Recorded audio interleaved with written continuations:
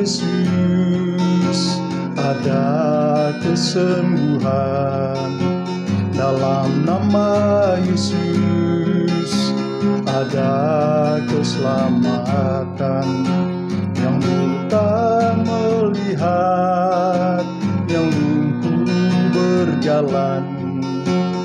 Dalam nama Yesus ada mujizat. Nama Yesus, nama Yesus, nama Yesus yang sembuhkanku.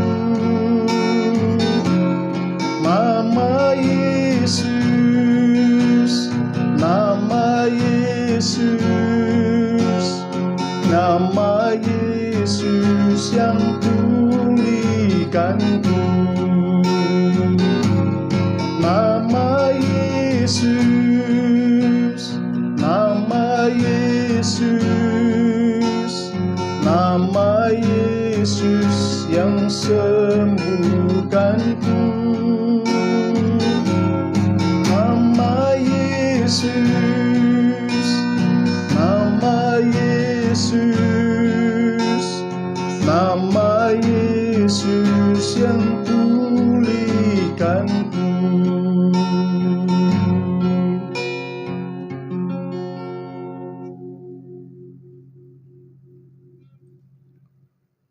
Bapa kami yang ada di surga, Bapa yang kami sembah di dalam nama Tuhan Yesus Tuhan Juru Selamat kami, Bapa yang bertakhta di dalam kerajaan yang kekal di surga, terima kasih atas nafas kehidupan yang Engkau anugerahkan pagi ini.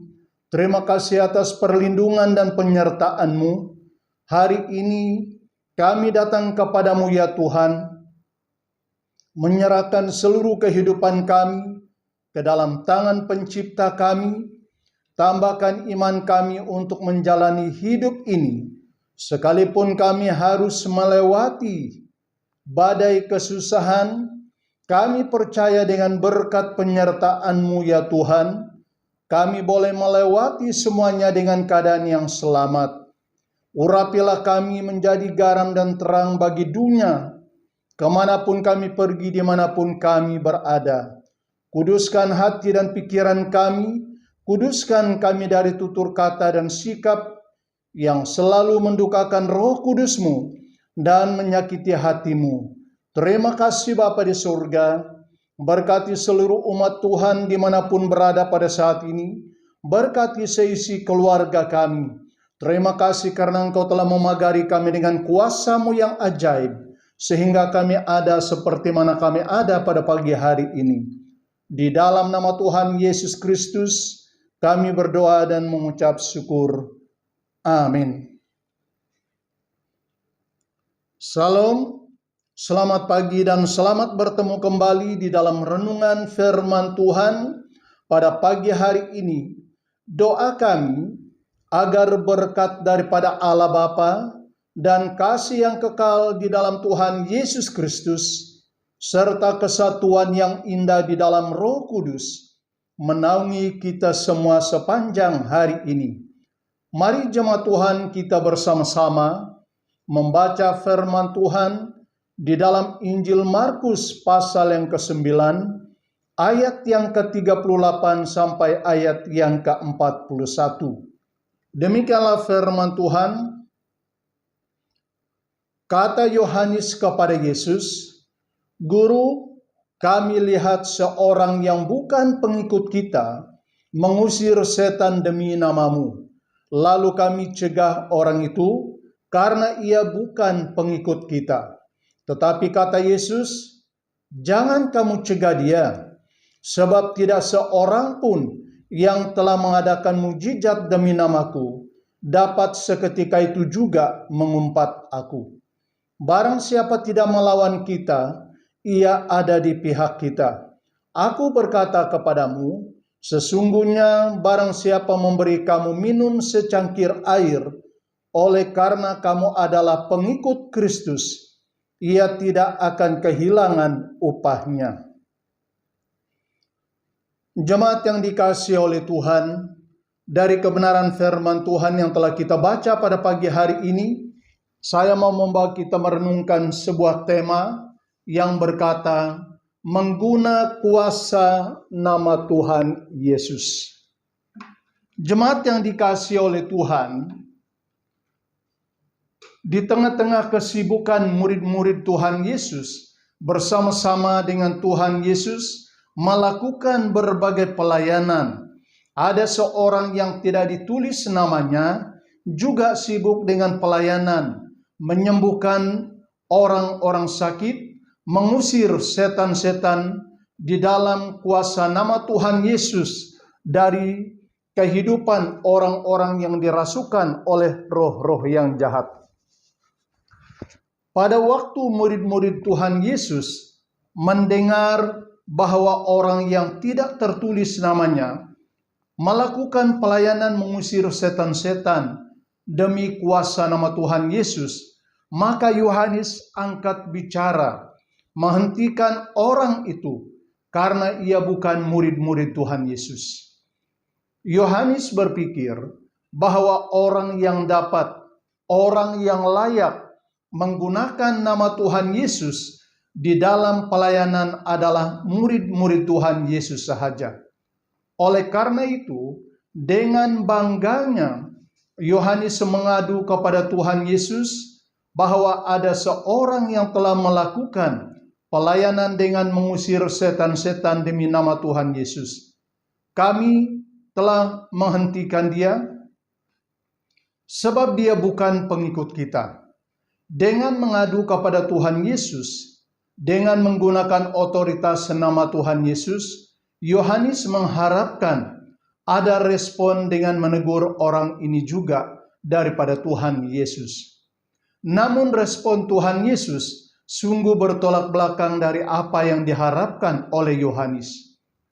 Tuhan Yesus berkata kepada Yohanes dan murid-muridnya, "Janganlah kamu mencegah orang yang menggunakan otoritas namaku, sebab orang itu memiliki iman kepada kuasa namaku. Dia adalah orang yang ada di pihak kita.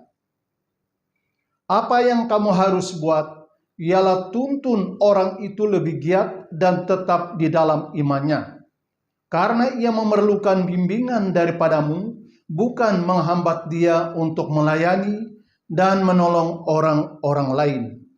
Kamu harus menghargai pelayanannya dan menghormati dia atas pengorbanannya, menyelamatkan orang yang dibelenggu oleh kuasa setan, dan menyembuhkan orang dari penderitaan sakit penyakit.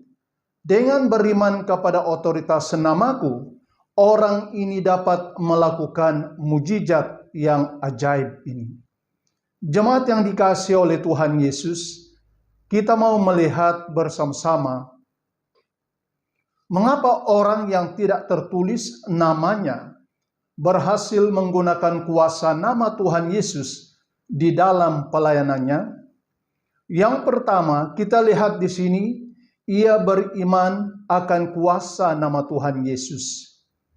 Jemaat yang dikasihi oleh Tuhan, orang yang sibuk dengan pelayanan, pelepasan dan doa kesembuhan ini adalah seorang yang memiliki iman, yang hidup dengan kuasa nama Tuhan Yesus Kristus.